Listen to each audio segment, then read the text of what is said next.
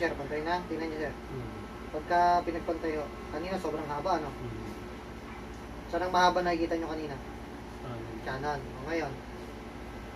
Ngayon, o sir. Antay. Pantay na. Okay na, ha? Mm. Ayan.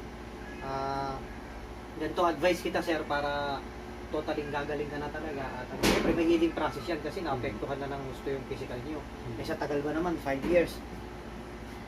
No, dapat, ano, iinumin nyo ng mainam yung herbal na sasabihin ko, ha? Sundin nyo po yun. Gagaling po kayo niya.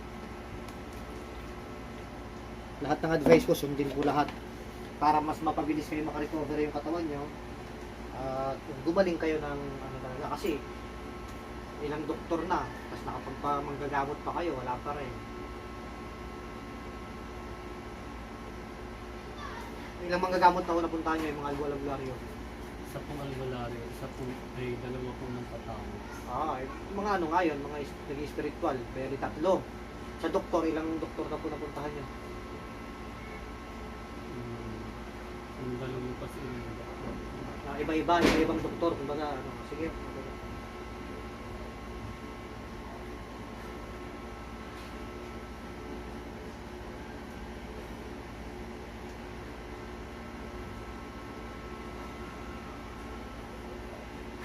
Okay, ubos o, sir.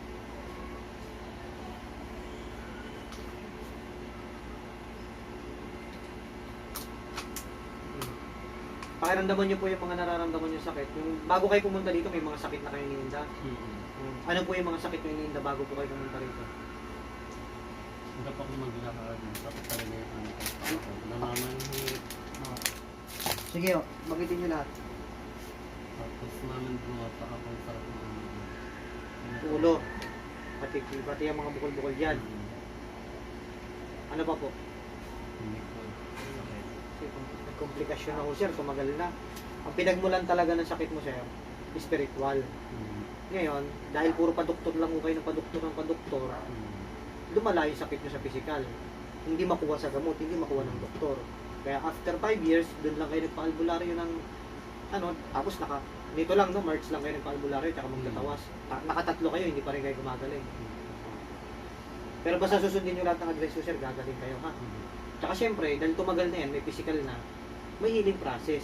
Kaya unti-unting ihilom, unti-unting hanggang sa bumalik sa ano na ulit yung dati yung kalusugan. Teka na. Ano siya? Ano? Parang nag-aanis. Nag-ano po? Mababa na po yun. Parang bumababa? Yung ano po? Yung pakiramdam? Okay. Kasi sir, nadasalan kayo, may dasal yung tubig. Nadasalan kayo. Lahat ng mga kinarga sa inyong sakit na spiritual, natatanggal mo yan sa dasal. Sa mga una mong pinagamutan, naranasan mo yung mga ganyan, parang nawawala. Yung sa albularyo po talaga, pero saglit lang siya 1 hour lang. Ay, ano lang, isang araw. Isang araw, pero bumalik din. Kaya sa akin, sundin nyo lahat ng advice ko, ha? Pero yung ganyang pakiramdam na parang may bumababa, ganun din naramdaman nyo? Hindi. Di ba? Alam ko. Sige. Dahil ano yan, tinatanggal lang ho yung kinarga sa inyong sakit. Ha? Normal ho yan kasi spiritual po pinanggalingan nyo na sakit. Kumbaga sa ano ho yan. Yan. Ako kumakain ko. Kasi kumalas na ho yung ano yun. Ang isang indikasyon ng pagkalas ng mga spiritual, yung dumighay. Nung ginagamot kayo, sa mga albularyo, pinuntahan nyo, dumidighay po ba kayo ng ganyan? May pakiramdam kayo na ganyan? Wala po. Wala. Ngayon lang. Parang Sige. mababa siya.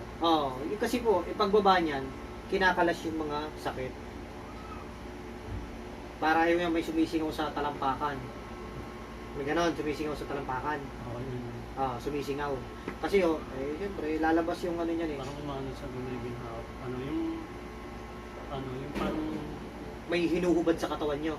parang ano po. Sige, pakiramdam nyo. Tayo kayo, sir. Pakiramdaman nyo yung mga pakiramdam nyo. Ano ba yung may nagbago ba o wala? Gumaan ba? O pakiramdaman nyo, sir.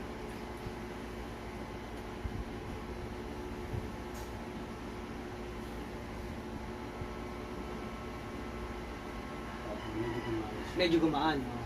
Kung i-rate nyo po yung paggaan ng pakiramdam nyo, kanina. 1 to 10, kunyari, ganun po ang rating nyo. Mga ilan po yung pakiramdam nyo na gumaan?